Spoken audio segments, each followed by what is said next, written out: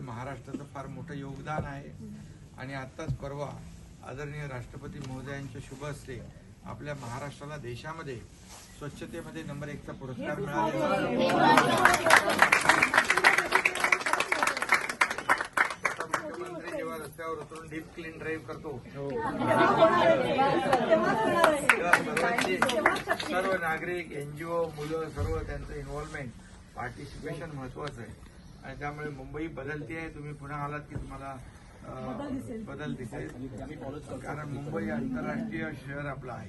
जगभरातले लोक येतात, त्यांना अपेक्षित असलेली आणि मुंबईकरांना अपेक्षित असलेली मुंबई आपण करतोय।